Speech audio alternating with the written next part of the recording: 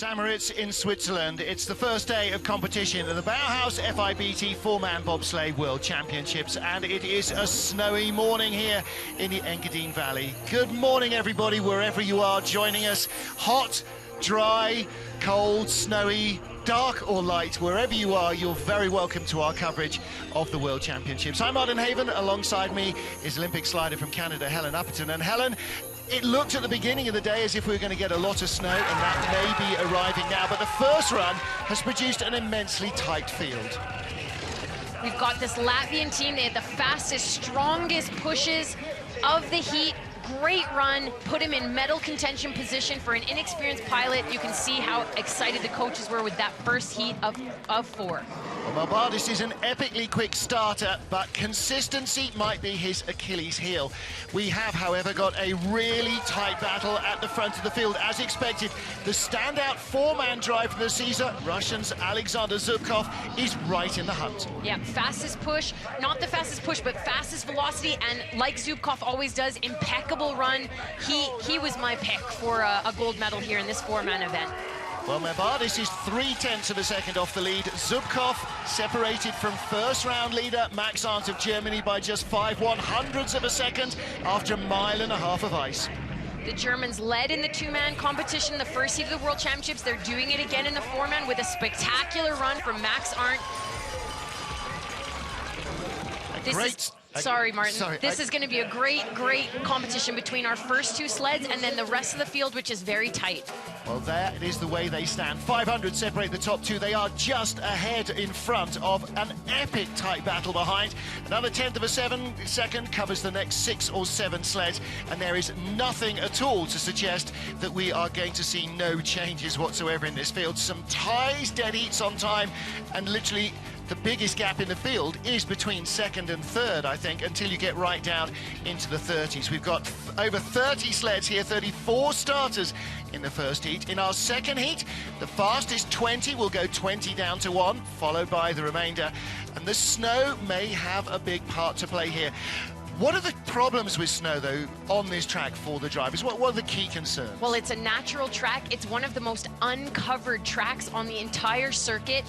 And because of that, the snow is going to accumulate in the straightaways. It's often better to be off earlier in weather conditions like this, so we should see the field get very interesting as we progress through the second heat. Well, ice temperature hovering around -1, -2, air temperature about the same. And this natural track is still going to be an epic challenge. What the jury are concerned about is safety and fairness here. If the wet snow is covering visors, making it hard to see at over 90 miles an hour, that's a safety issue. And if it suddenly stops snowing after snowing hard, or starts snowing hard after not snowing, then of course the running ground is going to be very different. But as you can see, there's a pretty decent sugar coating on all the sleds and all the track here. We've got the track crew out there trying to clear out the start grooves. You're going to see the sleds get going as fast as they can to try to prevent as much snow from accumulating in the track as possible. But typically, as you can see, the snow has not deterred the fans. Four-man is the marquee event of bobsleigh, and it is packed up there at the start. And all the way down the 1,700 meters of this track. Edwin van Kalker, 20th after the first heat for the Netherlands. He'll be first off, followed by the 19th fastest sled, the 18th, and so on as we get down towards our top 3. Oscar Smelbardish, 3rd place. He'll go off 18th, and then the 19th and 20th starters will be our lead duo. And although they are separated by the stopwatch, effectively we have to consider that is as close to a dead heat as you're going to see. From then on down, 21st to 34th position, they go in order of their first heat ranking. So Ivan Sola, who's on the tail of the field at the moment, the Lanterne Rouge, will be the last man on the ice in this second heat. And again, as in heat 1, we will have a hurry-up offense to try and make sure that we get as many sleds down before, if the weather changes. A snowy Moritz track, the Olympia Bob Run, ready for the start of the second heat of the four-man World Championships. Edwin van Kalker of the Netherlands, for 20th place after the first of our 4 heats, will be the first man on the ice. 33-year-old from Groningen, where they will hold their 20th anniversary push championships again this summer. These guys, always big starters. Yeah, good starters. They had a bit of trouble loading on the first heat. That looked like they cleaned it up a bit, and same push time despite the fact that there's a lot of snow in the track now. So really good job from the crew. 56.4 is a good velocity. We're going to see how much the snow is affecting these sleds as we get through this second heat order. You can see how much more snow is in the track. The drive lines are already produced from the Spoorbob, the pilot sleds that have gone down the track. 107 kilometers an hour is his speed on the exit of Horseshoe. That's the big signature turn coming up right now as they exit Nash and Dixon. Let's see what the snow is doing to affect the speed. Nice exit of Horseshoe, really good transition, and a huge bottom speed. That's better than his first run. 108 is a great bottom velocity. But of course, these sleds are massively heavy, nearly 900 kilos, grinding their way through a sugar coating of snow. 144.7 at the bottom for the Dutch last time round. This Wolfgang Stanford-built sled, very quick, 145, quicker numbers again. Nice run from Edwin. This looks like a much better heat than his first run, 105.83 seconds. Well, that's nearly 0.3 of a second better than his first run, despite the snowy conditions. He was 9th sled on the ice this morning, so he got some pretty good track conditions. And again, this natural track does not tend to deteriorate away an artificial one would. No, and I expected to see the snow affect his velocity and time more than that, but I think he cleaned up his run a lot. He should be really happy with that second heat. You can see how much better his crew loads into the sled. They're all in and down as they go through that first kink. He brushes the wall here out of Martineau into Portago up the hill, but we've seen a few sleds make that same mistake. And again, we talked about how different the track Helen Upton in the first heat is from training. It's going to be a different feel again on that sensitive steering.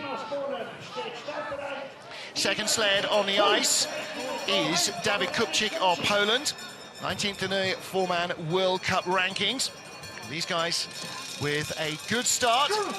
They would like to finish somewhere in the 10 to 15 bracket, but this is such a competitive field. They were just 200s in front of the Dutch. 5:10, good push time, outstarting a very powerful Dutch team. 56.2 kilometers an hour. There was a slower velocity than the Dutch, which means the Dutch crew had a better load. They loaded more in sync. They got into the sled faster. It's so important here in St. Moritz with those two very, very long straightaways heading into wall curve. Well, the Dutch were quicker in the first turn with momentum. The Poles slower than their first run. They've dropped a whisker behind. You can see they've fallen behind because of the velocity heading down those long straightaways. A bit of a lower line in Horseshoe. He took that same line in the first heat, and he's dropped back even more now to 1300s in the red. 107.6 last time, 106.9 this time for Dawid Kupczyk. He's now a quarter of a second back. Edwin van Kalker definitely cleaned up his second run to be able to move ahead by so much in front of this Polish team. 144.2 last time down, so Kupczyk not finding the speed this time. 106.23, 106.9 downtime last time, and that's going to leave him vulnerable to attack from behind. Don't forget, it's not just 20 sleds as in a regular World Cup race. This second heat is the second of 4. All sleds go in heats 1, 2, and 3. I'm not sure David had a worse run than the first heat. It's actually what I would expect to see with there being more snow in the track. Now we expect to see the times get a little bit slower, the velocities drop a little bit. Edwin van Kalker had a great second run. You can see here he's a little bit too low through Horseshoe. We're seeing most of these four-man bobs really close to that roof. It releases some of the pressure, allows him to accelerate out of the curve even more. Great shot there from the top of the grandstand at Horseshoe, which is now over the track. The sleds actually go under you there. Snow continues to fall in St. Moritz. Simone Bertazzo of Italy, 18th after the first of 4 heats. Italian driver with a great opportunity to push himself a little higher up the order. Another Wolfgang Stanford-built sled. 5:15 push time of 56.00 kilometer per hour velocity. They should end up dropping time compared to the Dutch. They had a great speed in this top part of the track. Simone Bertazzo loves sliding here. He won a bronze medal in 2-man at the 2007 World Championships. It was a huge, huge result for the Italian Federation. He's only 200s back now. Edwin van Kalker's moved into the lead because of that amazing second run. We should see the times drop even more. Last time, anybody other than a German or a Swiss won the 4-man World Championships here in St. Moritz was 1970. Italian Nevio Di Zordo was the man who claimed the victory then. 108.1 is a really good velocity out of Horseshoe. Simone Bertazzo is a very experienced pilot. Like I said, he's a great driver on this track, and he is having a phenomenal run. He's closed the gap now to 200s. This is going to be very tight as he crosses the line. A little quicker on velocity at the bottom part of the track than his first run, 100th of a second in it. The Dutch stay in the lead. Wolfgang Stein for the sled builder on the left, the coach, and Antonio Tartaglia sucking air through their teeth. That's as close as you like. Great drive from Simone Bertazzo. He was behind the Dutch at the push, the velocity. The Dutch team that was in the lead, they closed the gap at the top. And, this pilot had a great run to be able to move back to only 100th behind. This is where the Italian team has been lacking at the start. They're a little bit slower than some of our best pushing crews, and that means he has to be flawless in the track. He had a great run. You're going to see this nice high line in Horseshoe. He's inches from the roof, accelerating the sled out with a 108 km/h speed. That's a great speed. Well, next up is Chris Springer, Canada, in the sled named Phoenix, after it's rebuilt from a wreck last year with Jean-Nic Carrière, Cody Sorensen. On the back of the sled is Sam Giguère. Good load from that crew. They don't have a lot of push experience together. They were put together this week for the World Championships, 5:04. Same start time, even with the snow, as their first run, so good job from that crew. You can see Chris Spring trying to maintain stability and control in those straightaways. Good transition through Snake 1 into Snake 2, a nice parallel entry into Sunny. He's got 2/10 of a lead. That's a huge lead. Big skid from Sunny into Nash. He hits the wall as he goes into Dixon curve. He's only 1100ths up on Van Kalken in the first of our 4 heats, but he's opened up that margin. Still 1500ths up, 106.9, a fraction slower than his first run, and still paying for that hit on the wall. Yeah, 106.9 is not a good velocity out of Horseshoe, and that's because the mistakes you've made out of Sunny through Nash and Dixon, he's going to have to really clean it up in the bottom portion of this track to stay ahead. 143.9 last time, 143.8, just a fraction slower, and I wonder if there is more snow in the track now than there was right at the very beginning. 500s behind, a 105.99, 100th of a second quicker than his last trip down the track. Yeah, Edwin Van Kalker's maintained his lead. He had an amazing second run. Chris Spring made too many mistakes. They had a good push, a good load. They were 2/10 of a second in the lead coming into Sunny Curve. You can see here he's trying to correct this skid through the kink. Gently, gently turning the runners, trying to hold that straight line and maintain his speed. This is where the trouble started. He returns his steering to neutral too fast, causing a skid into Nash. And again, he's late off of Nash, hits the wall into Dixon. He killed a lot of his velocity in the top portion of the track. Chris Spring then in third spot, 500s off the lead. We told you this was a very close field. It's going to get closer. Next up, Oskars Kybermanis, the young Latvian, started his rookie season this year as a driver in the World Cup. Ugo Zalems, Ravis Brox, and Yanis Strenger, a very big, powerful starting crew. Yeah, 5:04 in the first heat. We're going to see if they can match it. The Canadians match their push time, 5:08. They're 400s behind, but it is snowing harder and harder. More snow is going to accumulate in the track. 56.5 km/h, however, for that push time is a very good velocity. That's the same velocity they had in the first heat of a slightly faster run. So, yeah, they're really getting the power into the sled. That Latvian crew, that is their strong suit. This is a very inexperienced pilot. Martin, you mentioned in the first heat, he started driving in 2011. This kid is going to be dominant in the sport in the next few years as he gets more experience as a pilot. He's having a great race here so far, just like his teammate who's sitting in a bronze medal position. Really smooth, 107.8, a fraction slower than the 107.9 in the first heat, rather. 1900s up, though. This is a really nice run from this young pilot. This is his first Senior World Championship competition. He still maintains his 1900s lead. 144.3 is a little bit slower speed, but enough to keep him in the lead. 105.89 compared to 105.91 in his first heat. And you've got to say, for a youngster who's been driving a little over 12 months, that is great consistency on a changing track. Yeah, I'm really, really impressed with this pilot. We expect the starts. They make the most of their push times. They had a great velocity, a good load. He kept it nice and clean, and that's why he's maintaining his lead. These 4 heats heat races, it's all about consistency. Look at these lines here. He's nice and parallel in the track. He takes a bit of a high line. He's going to bump that left wall, but then he's going to return the steering to neutral and keep it straight. We see a lot of sleds making the same mistakes in this track. Consistency so hard to find and so vital in this sport. Oscar's Kiebers-Manis leads from Edwin van Kalker and Simone Batazzo.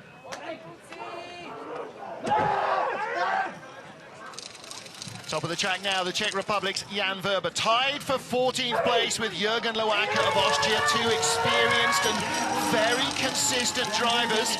Will they still be tied after this run? Let's see. Nice clean load, bit of a slower start time, but they should have a decent velocity, yes, and they do, 56.3 kilometers an hour, coming very close to that left wall around the king, but keeps it nice and straight. Jan Verba has fallen behind because of the push deficit, and he's gonna have to have a great run like he did in the first heat to move ahead of this young Latvian crew that's now leading the race. He can't afford to drop any of the speed he had in the first heat, or he will go behind Kiebers-Manis. There was only 200s advantage over the Latvian in the first heat. And Kiebers-Manis had a great second run, so Jan Verba's going to have to put together one smooth heat to be able to get back in the lead. 108.2 is a huge speed, though. I think he's going to do it in the bottom portion of the track. They will be ahead at the next split. They are tied at the moment. He is a couple of hundreds up, and that's the consistency. He always produces good runs here in St. Moritz. There's just something about the track that really gels with him. 1:45.4, better by half a kilometre an hour than their first run. He avoids the brush with the wall. 1:05.79, a full 10th of a second better than his first trip down the track. That's a good improvement from Jan Verba of the Czech Republic. And again, Jan Verba, as I said on the first heat, really impressive run. He's so smooth. I don't have a lot of actually corrections to say about that run. It was nice and clean. St. Moritz in bobsledding is all about being parallel. It's all about the transitions. You want to keep maintaining velocity, continuing to build velocity, and that's what he did. Considering the start deficit of this crew, they pushed a 5:11, a 5:08 in the first heat. They had a good load, though, which gave them velocity to carry them through those straightaways in the top portion of the track, and this is where he's really started to pick up speed. Nice line in horseshoe, 108.2 kilometers an hour, great velocity. There is Jan Verba looking pretty relaxed with himself, as next up Jürgen Loacker of Austria, the man that was tied with him to the 100th of a second. They were 200s ahead of Oscar's Kiebers-Manis, 500s behind Great Britain. Tiny margins here with an Austrian-built sled and a full Austrian crew. Bit of a slower time for that number 2 crewman getting into the sled, and it shows in the velocity of 55.8 kilometers an hour velocity, and he's going to continue to fall back as he heads into wall curve. Jürgen Loacker had the 22nd ranked push time, so the start is definitely his weakness. He's a very experienced pilot. We expect to see a really nice, smooth run, and it's going to have to be almost perfect for him to close that 2/10 gap. Bumping through Nash Dixon, he's going to have a nice accelerating line at a horseshoe. That's a good line, but he's 2200s behind, and a 107.6 kilometers per hour speed is not going to be enough. Well, he had best speed in the first heat at 1:08.8 and 1:45.6, but it looks as though the OBSV sled is not quite getting the speed it wants here. And is the snow now, Helen Upperton, starting to just blunt their speed a little? I don't think it's so much the snow as it was the push deficit, the mistake through the first kink. The crew had a little bit of a hard time getting down, and he hit the wall between Nash and Dixon. You can't make mistakes like that if you're going to be behind at the start. See, these are all the things the jury need to look at, not just whether he's slower, not just whether he's losing ground, but why. Is it just snow, or is it errors? You see here his crew, they pushed a 5:16 in the first heat. They have a little bit of a hard time getting in. The number 2 guy is still sitting up in the sled as they come through this first kink. Loacker does a great job of maintaining control, but here's where the trouble starts. They're nose away into Nash. They're going to hit the wall here on the left side from Nash Dixon. Well, there's Jürgen Loacker. He currently lies in 6th position. Next up, Great Britain's John Jackson, Stu Benson, Bruce Tasker, Joel Fearon. Calcutta Cup, England-Scotland rugby this afternoon with an Anglo-Scottish crew here. There is no such animosity. These are some of the fastest starting monsters in the business. 3rd quickest getaway, tying at the start record this morning. And then Jacko, it just drifted away from him below horseshoe. Now he needs some redemption. They had a great push time, but not a good velocity. actually looking like he's running a little bit lopsided. I'm not sure if that's a technique or an injury. 4.99, good push time. 57.1 is still a little bit off of the velocity we'd expect to see with such a fast start. Doing a good job of maintaining those straight lines down the straightaway. You can see the track crew jumping in the track right after the sled goes by to get that snow out to try to make the race as fair as possible for the sleds coming down at the end of the order. Top part of the track went very well for John Jackson last time. He's having a good drive here as well. 3/10 up on Jan Verber, little skatey through Nash and Dixon. Yeah, and a bit of a skid through that straightaway into Horseshoe, but he's doing a good job, and that was a really nice exit, building on his lead and a huge speed. Best speed we've seen from the British sled at that point as they accelerate down the track. They only had 143 kilometers an hour in the Singer sled. If they can get to 145, that will really start to haul them up the order. But he avoids the skid of last time, Helen. Great speed from the Brits. And that was a much smoother bottom portion of the track than his first run. John Jackson's done a great job of cleaning it up. 105.46, nearly 4/10 of a second better. Come on, Lee, that's worthy of at least a little grin. Lee Johnson, the coach.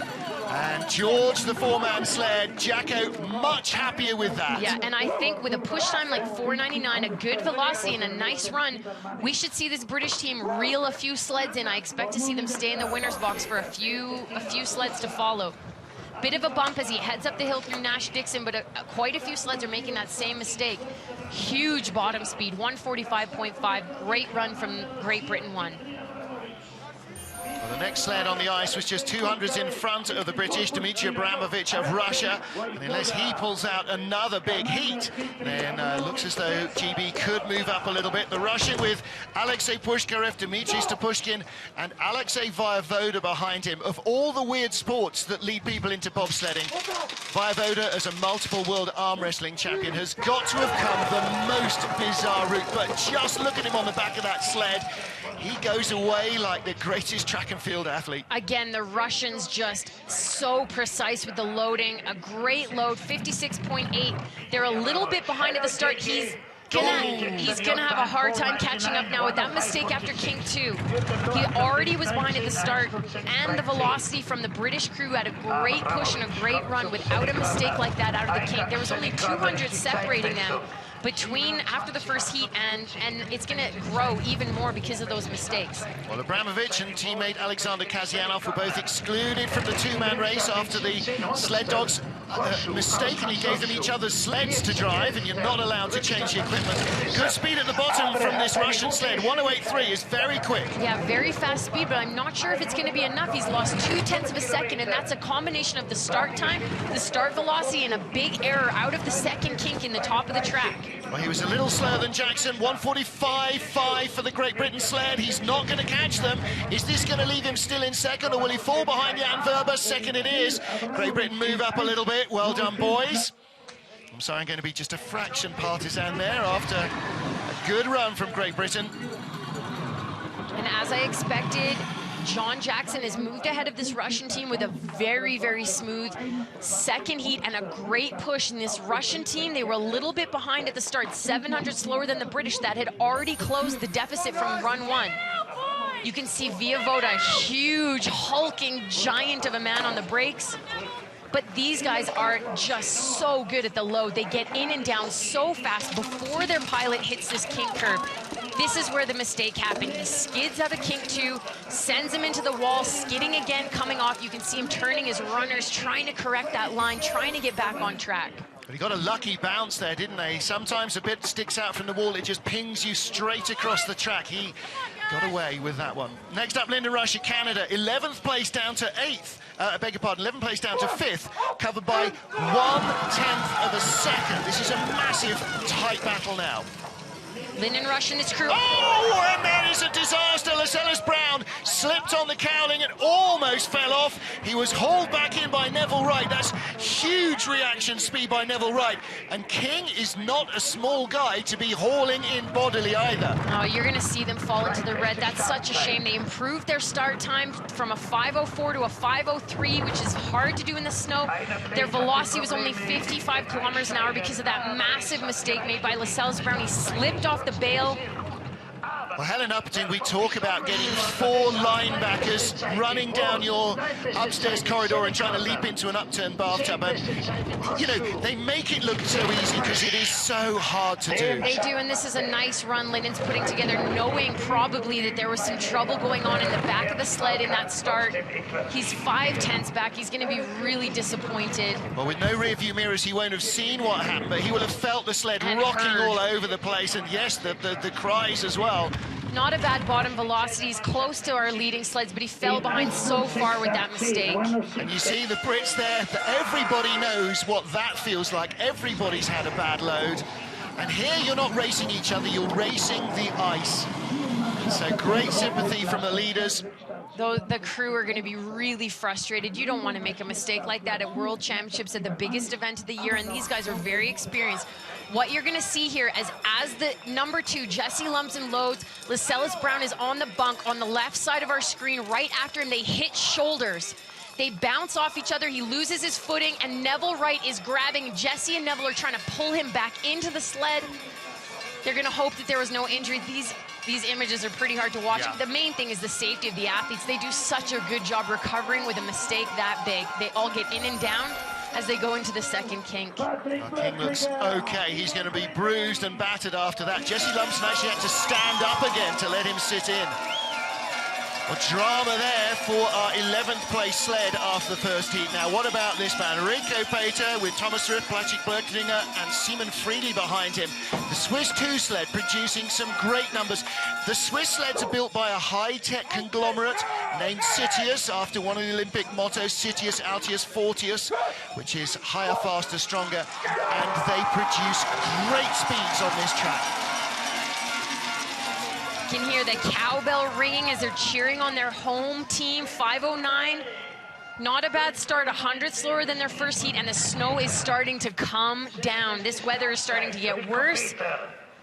It's going to be interesting to see what happens to the sleds coming down now. He's already in the red. Well, he got great speeds out of Horseshoe. He drove a really, really nice race to get into the top 10 positions. In a field like this, you have got to be absolutely on the money. He had a great first run.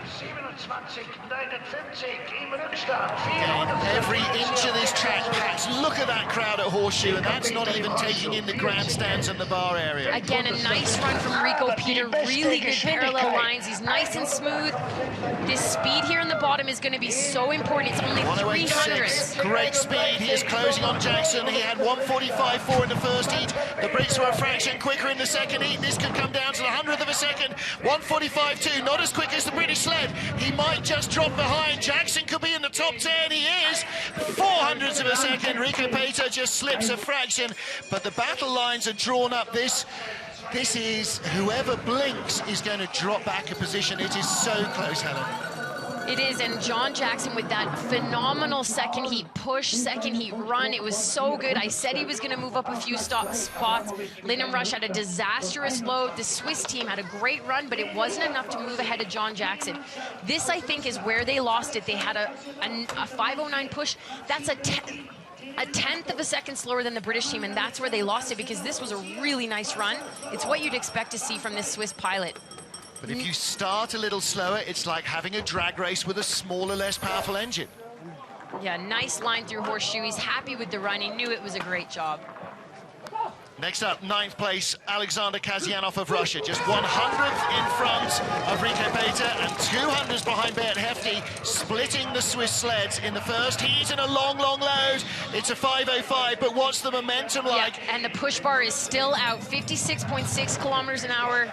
Again, another problem with the load. You're going to see these crews, these 4-man sleds, they are pushing so fast. They're trying to push the limit. They're running it as deep as they can, and then they have a hard time getting in the sled. Well, plus, of course, the snow. That settles on the sled, makes the bunks a little slippery. You've got snow in your spikes. Exactly. You don't get the grip. Yep. Everything is conspiring to make what is already a near impossibility even harder. Yeah, the snow is definitely making these loads for these side pushers a little bit more complicated, but he's tied up the run. 108.2 is a good velocity, but this is going to be very close. Well, he's got good speed. He had good speed in the last run. Great Britain 108.4 and 1:45.5. If he doesn't get 1:45.5, then he will drop behind the British sled. Nice lines, though. This is going to be so close. Just a fraction behind. This could be a dead heat of the line as well. 100th becomes 200ths behind, 1:05.65. Well, you know, John Jackson is going to spend 3 heats now recovering from his first heat, because that was the one that just didn't quite come within his reach, and now they are clawing their way up the order. He's moving up the order, sled after sled. It's so tight. We actually, with a field this tight, we expect to see all of these sleds jostling for position. They're going to continue to do so into tomorrow. Well, again, the Russians, look at that, in step, almost like an army unit marching, sprinting into the corner. But a big mistake with the load from that number 3 guy. I think they would have stayed ahead of the British if they wouldn't have had a trouble with the side pushers getting into the bobsleigh, because it was a really nice run.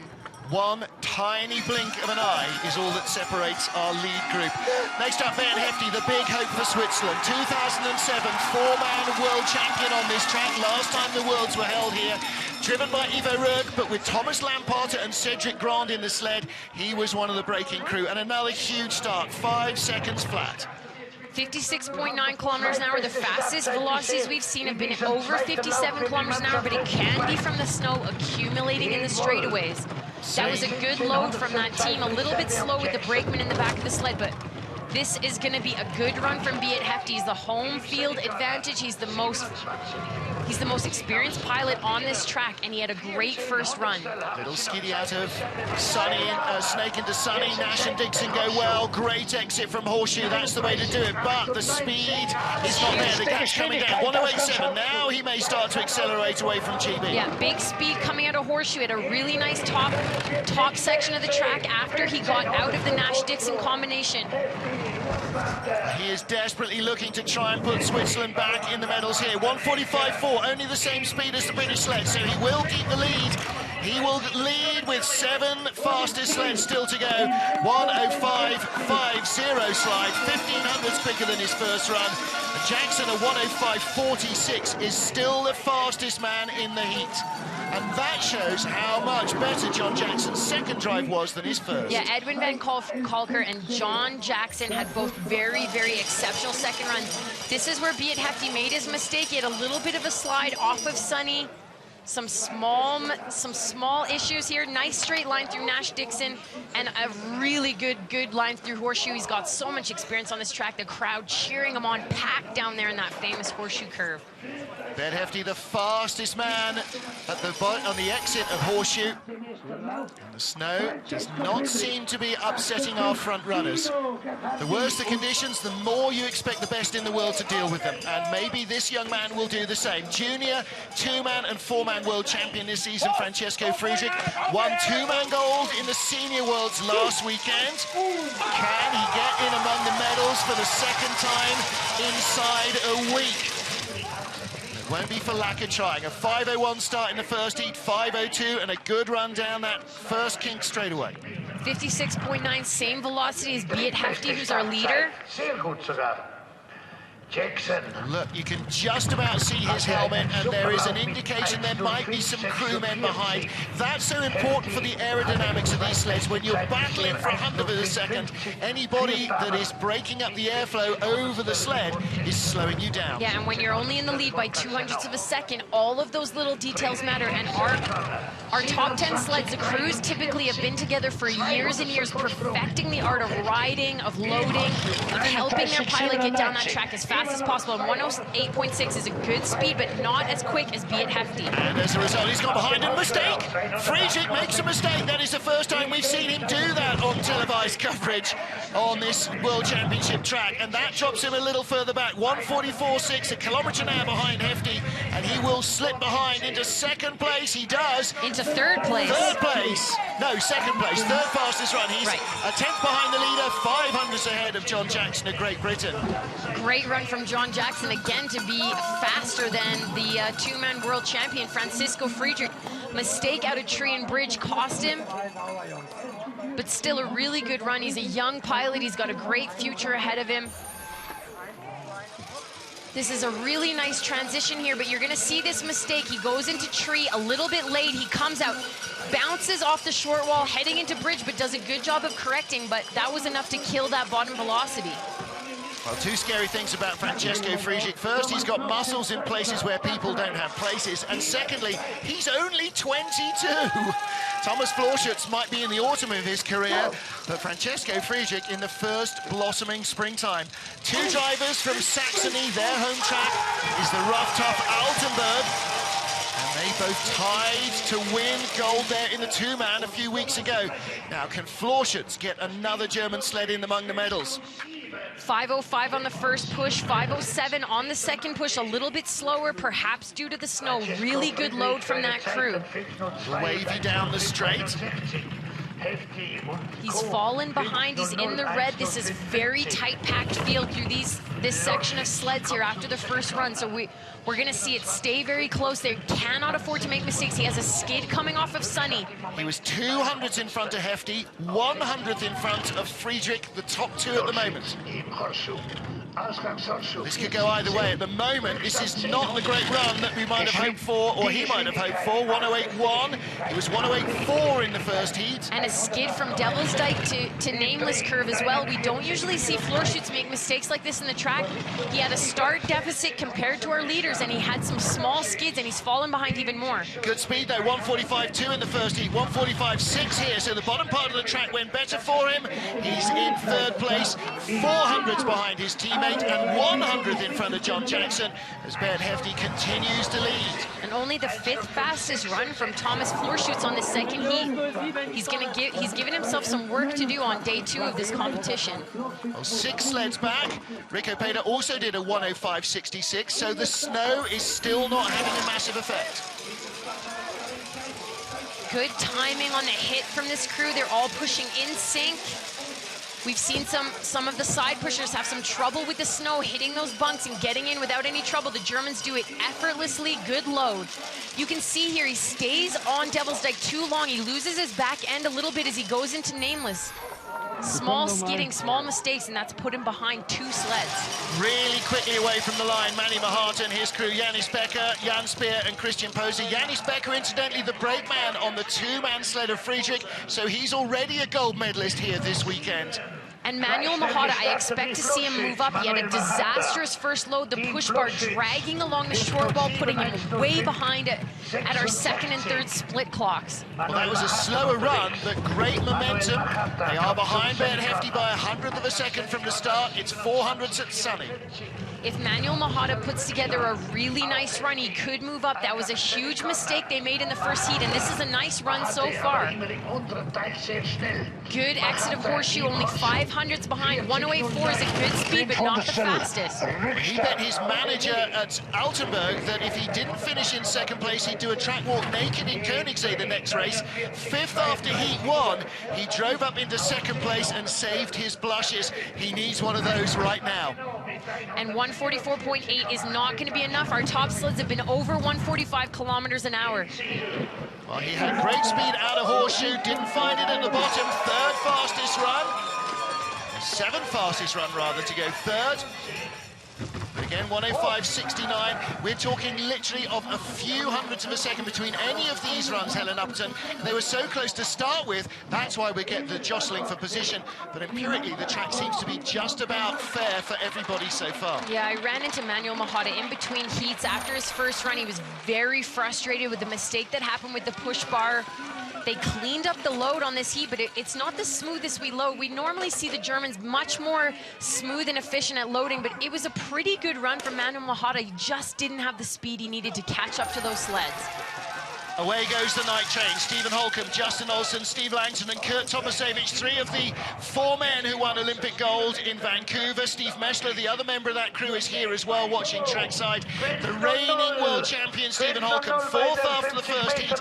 He's got a real opportunity to take back-to-back 4-man world championship gold medals here. Okay, the night train push crew, they've been together for years. They are technicians at loading.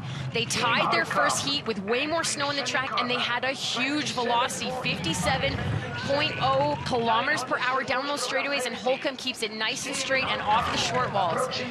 Out of Horseshoe, he needs to find more speed in the night train. He's 600ths of a second in front of Hefty, but his target is not Hefty behind, it's the remaining fast sleds. 107.6, a fraction slower than the first heat. And significantly slower than some of the sleds that have come before. I don't know if that's because the snow, the run has looked really nice from Steve Holcomb. You can see how much harder it's snowing, but he's still in the green. He's pulled up again in the bottom.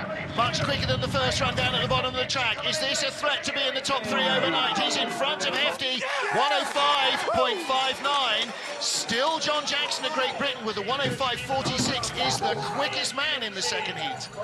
So Steve Holcomb, he was way off at the speed out of Horseshoe. They had a great velocity, a great push, but his bottom is what actually saved him. He had a spectacular bottom portion of the track where he came back. He has a bump in his skid, but it wasn't enough to slow him down as he came uphill here through Portago. Great top speed, 145.9, the fastest at the bottom of the track at the moment. He has the lead with the fastest three sleds in Heat 1 still to come. Steve Holcomb and the night train flying at the bottom of the track. I don't expect to see too many sleds faster than that as they come up the hill. Well, what about Oskars Melbardis? Third after the first heat, 200ths of a second in front of the Olympic and world champion. Can the young Latvian prodigy hold on? A former brakeman. When Holcomb drove to gold in Whistler, this guy was breaking Jānis Minins in the Latvian team. Now he is their #1 star. What can they produce here? 495 start record in the first heat. If they do that in the snow, they will be absolute supermen. 498, still the second fastest start after their own. Yeah, but that is not going to cut it. They went sideways into the wall. He's going to fall behind Steve Holcomb, and he does. He's in the red now, going into wall, and that is just because of the loading and the pushing. He had good speed, but actually his first heat speed out of Horseshoe was not as quick as Holcomb has just produced. Holcomb could end up with a lead after this run. Oskars Melbardis, he doesn't have a lot of experience as a pilot. His strength is the push and the velocity, and they didn't have that because of the load. He's going to fall behind. Yeah, he's going to fall behind a few sleds, I think. Well, at the moment, he's showing as only 9th position on the splits, and this is insanely tight racing. If you lose 500, you lose 5 spots. Yeah, he's going to fall back quite a few sleds, and that's unfortunate because they need to bank on their start time and their velocity. At a great first run to keep him in medal position. It is 9th place for Oskars Melbardis. Stephen Holcomb leads with 2 to go in the second heat. The Olympic and world champion has found a second heat run to keep him in medal contention. That's only the 14th fastest run, and we talked about this in Heat 1, Helen Upperton, consistency. This is where the trouble is. You can see him correcting the runners, bouncing back and forth as he tries to maintain stability, and he bounces off the short walls as he comes through kink 1 and kink 2, and you can see how frustrated he is with that heat. Well, what about Alexander Zubkov? He was nearly 3/10 in front of Melbardis and Holcomb, who were as close as level as it's possible to get almost, but he was only 500ths off the lead in the first heat. He's the standout 4-man driver of the season, and another epic load from the Russians. And they had the best velocity in the first heat. They had an incredible load, and they tied the night train. Really good push velocity. It's all about being technicians with the load. They're huge guys. They're trying to fit in a very small space, and they do it with ease. You wouldn't even know how difficult it is based on how effectively they get into that bobsleigh. You won't expect to see Alexander Zubkov make mistakes like we've seen from some of our younger pilots like Oskars Melbardis. He was 2900ths up on Holcomb from the first heat. He's just crept out 2 more hundredths of a second there. Nice line through Horseshoe, really good entry into telephone, nice and parallel. 108.3, good speed. Holcomb was only 107.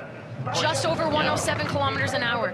So he's half a kilometre an hour up. Holcomb had 145.9 at the bottom. Zubkov only 145.5 in the first run. Can he get close? Not quite. This is going to bring the gap down maybe by another 1/10 of a second. How far in front will he be? It is a lead for the Russian. He just holds on to 3/10. Well, he didn't lose as much at the bottom as I thought he might have done. He was clearly still accelerating hard through that speed trap. And And as we expect from a guy who's won 5 World Cup gold medals in four-man, he's been the dominant force in four-man. That was a great run from Alexander Zubkov. Look at this crew push. They are so proficient at the start, and it's not just the push time they give Alexander, it's the velocity because of their load. Look at how fast those guys get in the sled. This line through Horseshoe, look at how parallel he is going into Telephone. He barely has to turn the sled. Great run. Our first round leader, though, was not Alexander Zubkov. It was the man who leads the World Cup on points, Max Arndt, with Marco Hubenbecker, Alex Rödinger and Martin Putzer. 4.99 first start for the German. Stay off that wall. That's so close, but he manages to keep it straight. 56.9. He's 0.1 kilometers per hour slower, so we're going to see if the gap closes at all as he heads down these straightaways. 500's up on the Russians. Is he even going to be in front when they get to Sunny Corner? He started 200 slower. They had less velocity. He is behind Zubkov. Yeah, he stayed a little bit to the right going into Sunny. It put him in a snowbank. He was actually kind of in uncharted territory. I think it's going to affect his speed a bit. One of the things, if you drift out wide, is that's where all the snow has been blown out to. 1:07.8, the Russians 1:08.3. He's going behind. Now, can this FES sled find better top speed at the bottom? 0.06 of a second. Zubkov has overturned the 500s deficit from heat 1. Steve Holcomb at the night train with the fastest velocity at the bottom, and still the fastest velocity, 145.4, but I think it's enough. Quicker than Zubkov. He closes to 500s back, 1:05.68. So Zubkov with a 1:05.58 run overturns a 500s deficit to lead by 500s overnight. And 3 of the last 4 sleds, Holcomb a 5:59, Zubkov a 5:58, and Arndt a 5:68. It's the driving, not the weather, that is affecting our leaderboard. Nice run from Max Arndt, but a little bit of trouble coming out of Sunny Curve. Very high line in Horseshoe, but he had a good speed coming out of Horseshoe. Brushing the roof just fractions of millimeters off of the roof there in Horseshoe. Well, Arndt will be disappointed not to be the overnight leader, but sometimes it's easier to chase than be chased. Imagine at Cunningham's position now. It doesn't matter if you're outside the 20 in 3 heats, in 2 heats rather, but you want to be inside the 20 at the end of 3. 21st place for the National Guard sled from the USA, Adam Clark and Andy Drabel with Chris Vogt in the sled. Keeping it good load, 5:04, 100 slower than their first heat push time and a good velocity, 56.7. The night train and Alexander Zubkov, the Russia 1 sled, had the fastest push velocity at 57.0 kilometers an hour in the second heat. But they started just a whisker slower than first round leader Max Arndt. Cunningham had a couple of mistakes after Horseshoe in the fastest part of the track. If he can eradicate those, then he can move himself up into the teams. Yeah, he had a big hit coming through Tree Bridge Curve in the bottom, but a really nice top section of the track, which he's repeating again on this second run. Horseshoe. Yeah, really nice line out of Horseshoe. Nice parallel Telephone Shamrock, 106.9. A little bit off the pace. A little bit slower than his first run as well, but if he can avoid taps here in these fast 4 corners, then he could really build some speed. Much smoother lines in the bottom portion of the track. Really looking neat from Nick Cunningham. 144.1, last time 141.7. That's a big, big difference. He's going to pick up a couple of spots. He picks up 1 at least to go ahead of David Kupchik. 18th fastest run, much better than his first heat. He's going to wish he could have done 2 runs like that today. Well, like John Jackson, finding a bit of redemption after that first heat. Keeps his head buried deep under the cowl there for aerodynamics. Yeah, he's got a great crew of guys giving him a very fast start. 5:04 with a good velocity. 56.7 kilometers an hour means they had a good load as they headed into that kink curve. He has a small mistake brushing this right wall. We've seen a lot of sleds do this from Martineau to Portago coming up the hill. He's not the only one that's done that. Well, again, first year on the circuit, so first time ever in St. Moritz for Nick Cunningham this fortnight. As for Justin Cripps of Canada, Poliahu, the name of the Canadian sled, the Hawaiian goddess of ice and fire, and a 5:13 getaway, perhaps ice and not quite so much fire, but neat and tidy run through the first couple of kinks, and that is crucial. Yeah, and they had a good load. He's got a new crew this week. They put together, changing some brakemen from Canada 2 to Canada 3, trying to put together the best crews. Justin Cripps starting to drive after the 2010 Olympics, where he was pushing for Pierre Lueders, finishing 5th as a crew member in the 4-man sled there. Nice lines from Cripps as he comes down to Horseshoe. And a much better Horseshoe than his first run. He's a little bit late into Telephone and a bit of a skid from Telephone to Shamrock, but that is way better than his first run where he hit the wall out of Horseshoe very hard. Good line from tree into bridge curve and nice and parallel into leap. Trying to stay off that wall, out of Sachs, coming up the hill. He's got better speed everywhere so far. 1:43.5 last time, 1:43.4. This little brush on the inside of Martineau and Portago. 1:06.43 slide. That's actually a 1/10 of a second slower than his first run, and maybe he's just steering a little hard to keep those lines neat. These guys were not training in these conditions all week. They had sun, they had warm weather, they had no snow, so it can also be a matter of choosing the wrong steel. The conditions are very different than training. So you're gonna see he takes a really high line here in Horseshoe. Nice control though, he doesn't steer so late and so hard like he did on the first heat. He misses the roof, but just barely, but he has an okay exit. He's a little late into Telephone, but much big improvement compared to run 1. Lamindine in the GB2 sled with Dave Coleman, Ben Simons and Andy Matthews behind him. Christens this ex-Lee Johnson sled Marley last night. They decided finally to go with a name for it. Now in 23rd place after the first heat. And a nice tidy run here could put them into the top 20. They had the 24th rank push, 23rd at the bottom, and a huge skid out of kink 1. Same as the first run. 54.9, and that velocity is going to get a little bit slower relative to the field because of that mistake coming down the straightaway from kink 1 into kink 2. You can see the snow accumulating in the track. The drivers trying to follow the lines of the sleds that have gone down behind them to keep their velocity up. Bit of a flop and a skid off of Sunny too early into Nash. This is a crucial part of the track here in this famous Horseshoe curve. He's very flat. Oh, rattles the wall on the exit. 107 kilometers, exactly the same as the last run. Still in 23rd spot. He hasn't overhauled Justin Cripps of Canada, his closest rival. With a mistake like that out of Horseshoe, I don't expect him to move up any places. 144 kilometers an hour last time, little faster this time, 144.5, 2 kilometers an hour quicker than Cripps. Is that enough to pick him up one spot? It's not. So Lamindine, Great Britain, will remain, at least for the moment, in 23rd position. Wants to get into that top 20 to get inside for the final and 4th heat. So lots of work to do in heat 3 tomorrow.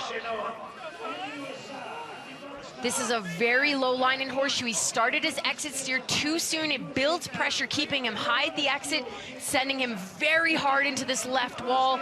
You see the crewman bouncing from the left side to the right side of the sled as he heads into Telephone curve. Well, next up, the youngest driver in the field, it's American Cody Basque, the teenager from New York State, with Jesse Beckham behind him, Johnny Quinn and Nick Taylor. Snow continues to fall here in St. Moritz. It has been pretty constant all the way through. These guys, like Lamindine, who we just seen, started 5:19 in the first heat, 5:24 for them, so a little fraction quicker. Running over a pretty big snowbank on that left side of the straightaway. And he brushes the wall. Can he keep it off the wall again? No, he hits it again as he's going through this top portion of the track. They had a 5:19 push on the first run. They have a bit of a start deficit, and with mistakes like that down the straightaway, he might fall back even more. Cody Basque, he's so young. He's had a great season so far in the America's Cup. He was one of the points leaders on the North America Cup circuit. Young driver in a program similar to some of the other American pilots. They start very young, they get a lot of run volume. He's got a bright future ahead of him. Points earned in that North American Cup put him into the number 3 sled ahead of Corey Butler, who was the 2-man number 3 driver. 142.4, decent speed at the bottom. Little slower than his last run, though, all the way through the speed traps, and it was those big skids and the rubs on the wall that cost him in the, well, before you even get to wall corner, your race can be won or lost. Really good for an athlete this young to start acquiring 4 heat race experience in an event of this magnitude. I'm sure he's going to want to continue to race at this level for many, many years to come.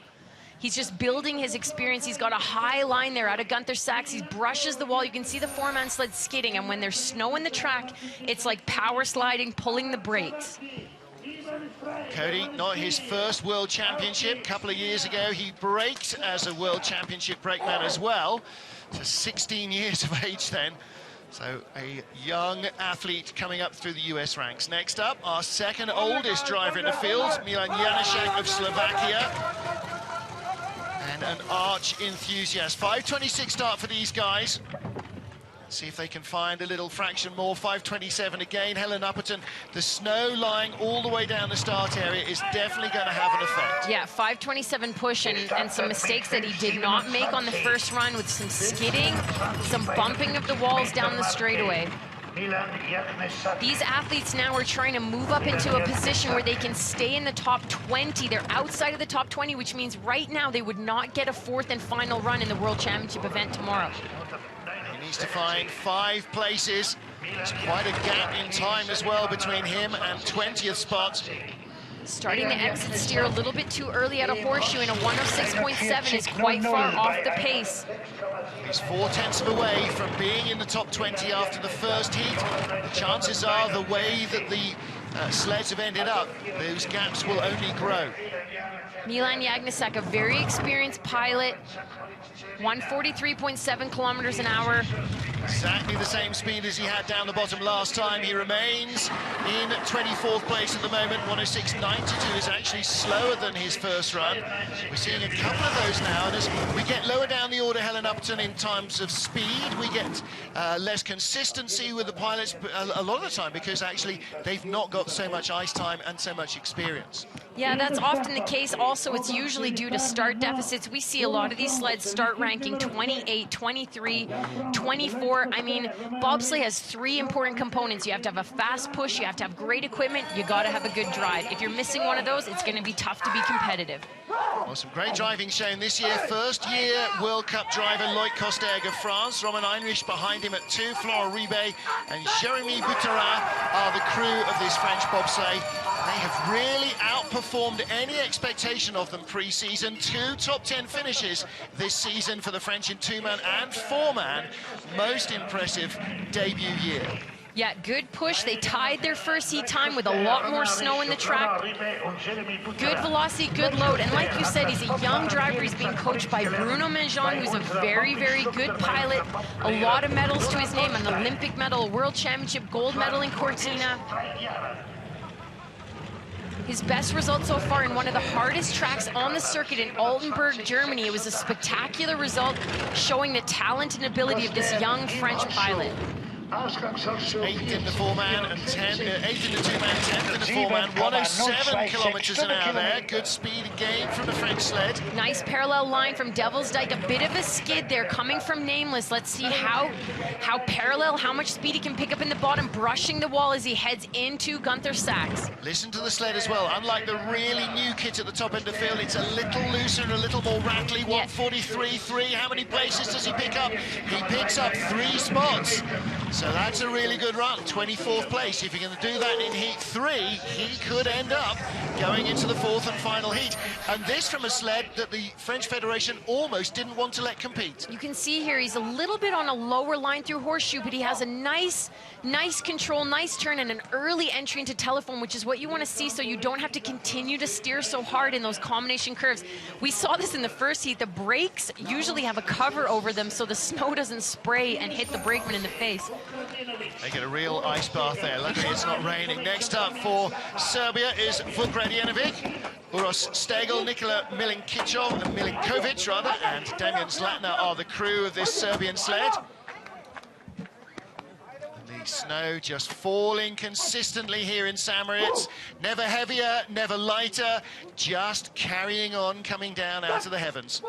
1,722 meters of natural ice track. The vertical drop 130 meters here, the same as the highest building in Switzerland, and a really horrible bump off that first kink for Vukradjenovic and the Serbian sled. They tied their first start time of a 5:19, but you could see he didn't have time to get his push bar down before the first kink, which means he had to put his hands on the D-ring. He had to steer around the first kink, and then when he took his hands off the D-ring to drop his pilot push bar, they broke into a skid and he tapped that right wall. Well, some sleds, to avoid those problems, have the brake man or one of the brake men with the push bar button, so he hits it so the driver can continue to steer. And as the fields get tighter and tighter and tighter, that has got to be more of a concern for sled builders. We have to remind the people watching at home that these sleds now, normally in the second heat, we're going from last to fast. These are the sleds right now out of the top 20. They're trying to move into the top 20 so that they get a fourth and final run in tomorrow's 2 heats. Better speed out of Horseshoe and better speed at the bottom, over a kilometre an hour quicker for the Serbs. Can they move up the order? Cody Bascu 26, they move into 25th place and push the American sled to the tail of the field. So that's a 2-spot improvement there for Serbia and Vukradjenovic. A good run despite that mistake through the first kink. He has a problem with his helmet, the chin guard. There's a breath guard. Yeah. Wow, no wonder he was having trouble steering there. That's what you want at 90 miles an hour, something flapping in front of your eyes. He did a really good job considering that distraction. Well, what's the first thing when you've only got one eye seeing? You've got no depth perception. Perfect at 90 miles an hour. Yeah, there's a breath guard that goes inside the helmet and obviously has become unclipped and pushed up over his face, shaking his head, but a great run considering that problem with the helmet. Andres Niagu for Romania. His father Paul in the background on the right-hand side there, shouting encouragement for this Romanian crew. Paul, a former driver in bobsled for Romania. Romania, one of the big nations in the 30s and 40s and 50s, now starting to come back. And again, a bump off that first corner. The longer they run, the more there is a chance of that happening. Great job correcting the skid, though. You could see him quickly moving his runners back and forth. It's a technique drivers use to try to correct the direction of the sled and put it back on a straight line. Bit of a skid there, heading into snake 1, snake 2. He was the 3rd man out of the start this morning on the track.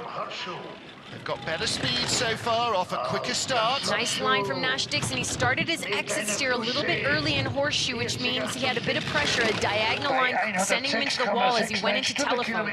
They are still nearly half a kilometre an hour up on where they were before, and they are going to pick up a place as well. Maybe 2, maybe even 3 spots at the moment. Nice line out of Gunther Sachs. There's 14 curves on this track, none of them with numbers, all with very unique names. A kilometre an hour quicker at the bottom, and he comes in at 1:06.56. That's nearly 3/10 of a second quicker than his first heat. Paul is happy with that, and they move up to 26th spot from 28th after the first heat. And again, Helen, right at the very top, all the way through the field, the gaps are tiny. Yeah, really nice line as he comes into Horseshoe, but he starts his exit steer a little bit soon. He builds a bit of pressure, so he has a very diagonal line, and he kind of hits that short wall as he heads into telephone. You want to miss that short wall and actually go into the next corner parallel, helping you have to steer less. The less you have to steer, the less ice you cut, the faster that you go down the track. You think it's a little bump, but it lifts the sled off the ice. It's a big bump. Next up, Michael Cerizet of Belgium. Sebastian Thuy, Lino van Dorn and Michael de Sutter are the crew in this rented sled, a Wimmer sled, one of the fastest sled manufacturers. Michael Cerizet, by birth a Frenchman, slid for France originally till they shut down their bobsleigh program and then found the Belgians to come and slide with him. 5:37 push time. They were only the 33rd ranked start time. That it's very hard to be fast in the track when you're behind that far at the start. Again, little bumps on the wall there, 54.2 kilometers an hour. But you can tell that he's a better driver than they are starters. They started 33rd, finished 29th. Driving a sled built by Wimmer, heading down the track here. Again, like all these other sleds outside of the top 20, trying to close that gap to get a 4th heat tomorrow. Well, they were only 600s behind Andres Niago, who moved up 3 spots. If they can hang on to his coattails, little skid there from Nash and Dixon into Horseshoe. How's the exit? That was smooth enough. Good exit from Horseshoe. Again, he had some trouble from Nash to Dixon, cleaning it up down the straightaway. He's half a kilometre now down on his speed from the first heat. Again, the track must feel very different now, an hour and a half later, nearly 2 hours later from when he was last on it, with 2 hours worth of snow in it as well. 1:44.8. Again, good speed at the bottom from this Vimmer sled. And a 1:06.97, a little slower than his first run. He'll be disappointed with that, and Helen, the seeds of that lack of pace sown right out of that first kick. Well, they remain in 29th spot out of our 34 sleds. 5:34 push time, improving on their first heat time of 5:37 despite the snow. You can see the driver loads in nice and early. The number 2 and number 3 guys trying to get in and down before this kink comes, and they don't quite manage it. Of course, the difficulty is you've got to get your legs around the man in front because you sit so close together, and that isn't always as easy as you might think.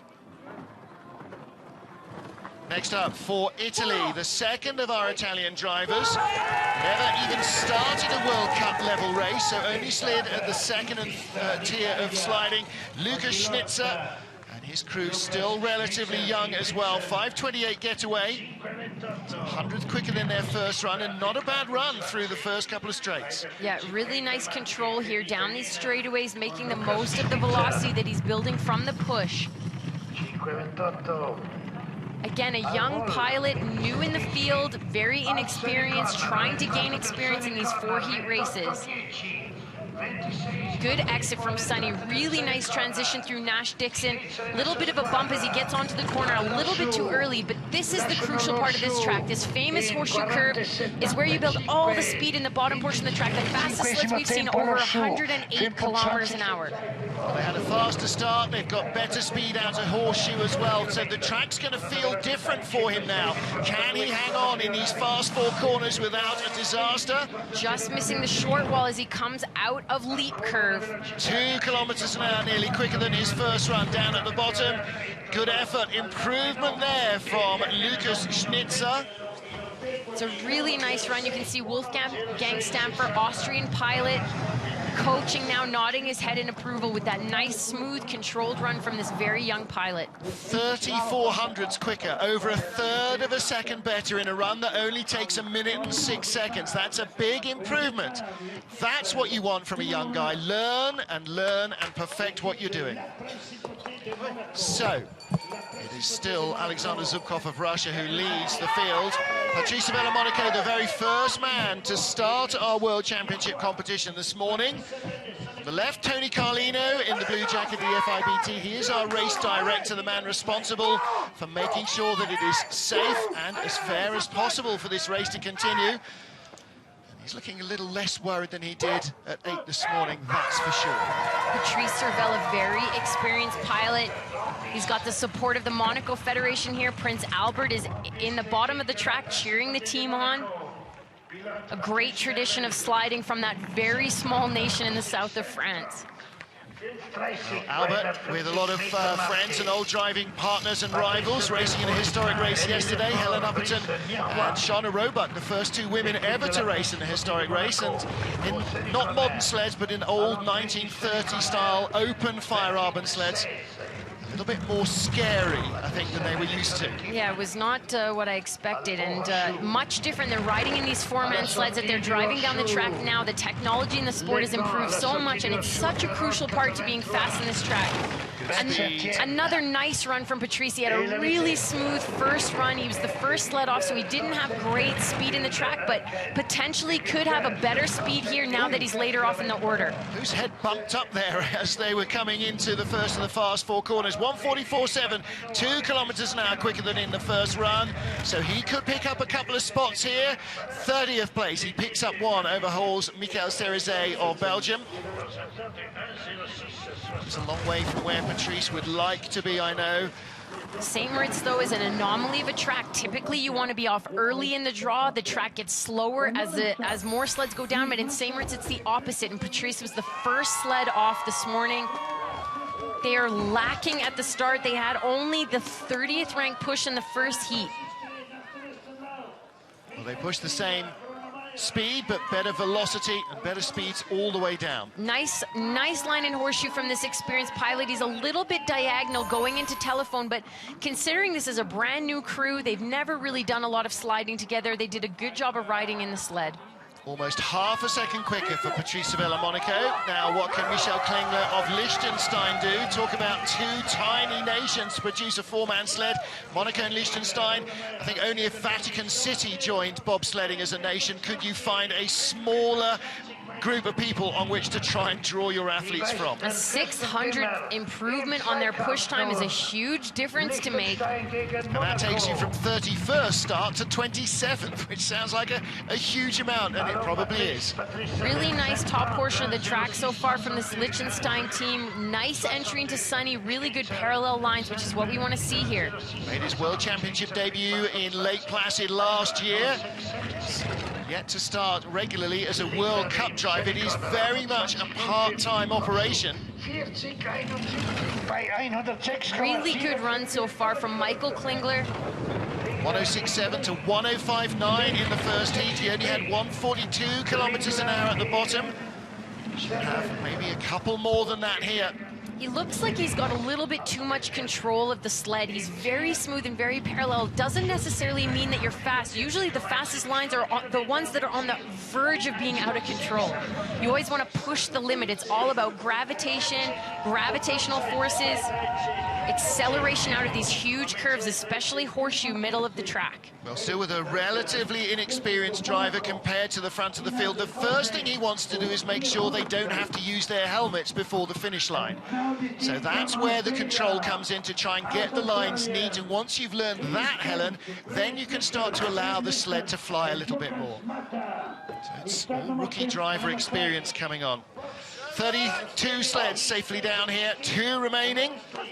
Heath Spence of Australia next up. His sled rented here in Europe. Their regular sled is back home in Canada. It's a 1998 vintage Dresden sled, which has been updated by the factory, but is still a long way from being on the cutting edge. So he, Gareth Nichols, Ben Lisson, and Luki Stigmata on the back handles there. They know they are up against it. And I was talking to them this morning, just said, we're just going to go out and give whatever we can give. I saw Heath Spence this morning, 8:15 in the morning before run 1, in the Bob Cafe at the top drinking a cappuccino. I said, Heath, get out there and warm up. He said, this coffee's doing a pretty good job. So one of the most entertaining, passionate teams on the circuit from this small Southern Hemisphere nation. I'll tell you what, if heart went towards winning medals, they'll be right in contention, this Aussie team. The Australians have got a strong skeleton squad, but the Australian Olympic Association do not support their bobsledders. Heath Spence having a pretty good run so far. Pretty good parallel lines. He's a little bit skidding in the straightaways, but he's doing a good job maintaining control. Started his exit steer and horseshoe a little bit early, flopping off of telephone into Shamrock, 106.1 kilometers per hour velocity. This is all quicker than their first run. And a much cleaner run than his first run, as a matter of fact. Top speed they had at the bottom, only 142.3. Let's see if they can get another kilometre or two onto that. 142.9, it's a little better.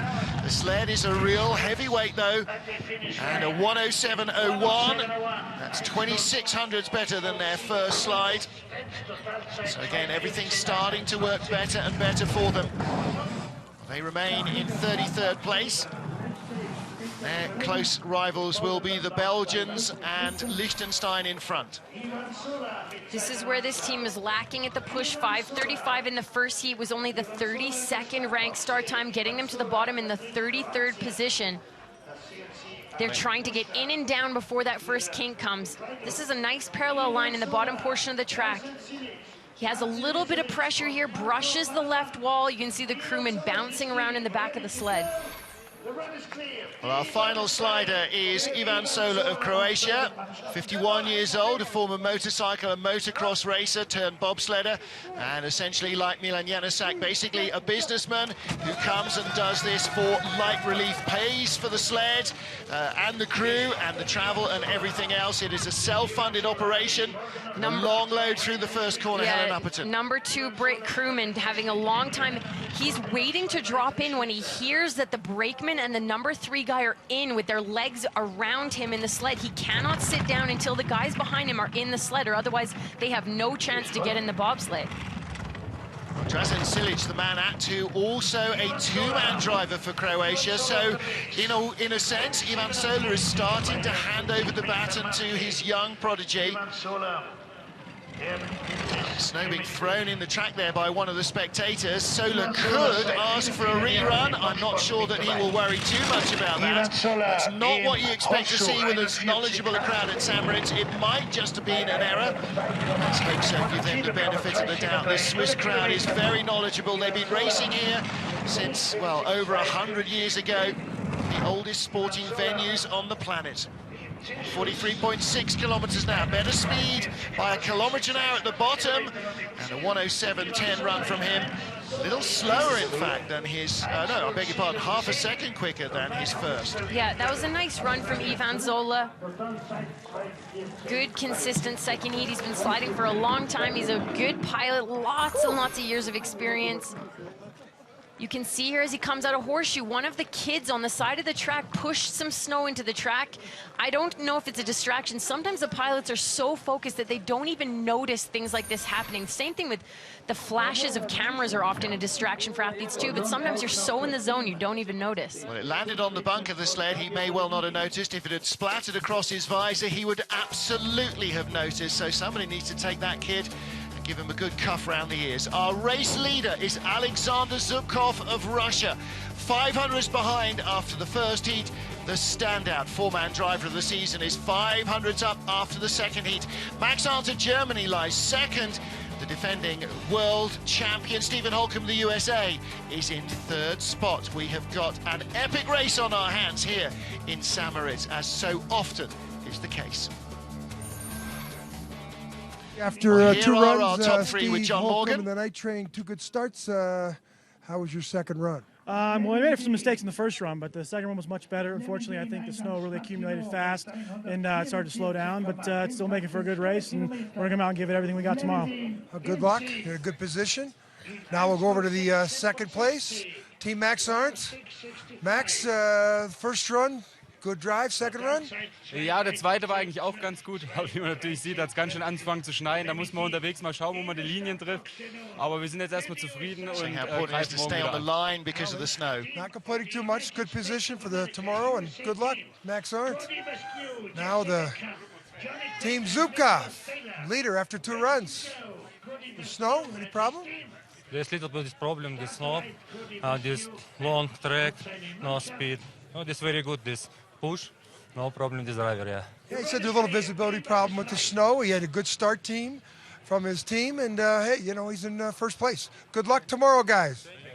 For the first time, John Morgan translating Zubkov's English into English. Alexander Zubkov, our race leader, but Helen Upton, this is too close to call for the lead. And Holcomb, one great run. He could defend this World Championship title. Right behind him, though, look, a 1/10 of a second takes you way down the order as well. John Jackson of Great Britain, a blinding second run to come up into 8th position. If he can get 2 more of those, I don't even want to say what might happen. That's a ridiculously fast second drive from him. And further down the order, the gaps are so tiny. 100th here, a couple of hundreds there. Again, in Heat 3, we can expect to see a lot more changes. And maybe from 15th on down, they'll be worrying about being in the top 20. Nick Cunningham on the bubble overnight. Don't forget, Heat 3, all of our 34 sleds go, but in Heat 4, it's only the fast 20 that will go to decide the final finishing positions. So tomorrow there is going to be a lot more to talk about. We're expecting up to 2 meters of snow today. We'll have to wait and see what the weather is like for the final 2 runs of the 4-man bobsleigh. You can catch all the action from St. Moritz. My thanks to Helen Upperton for her words of wisdom, to the TV crew for putting up with all the snow, and to you for joining us. We'll see you next time out as we get closer to finding out who will be the 2013 Bauhaus FIBT 4-man bobsled world champion.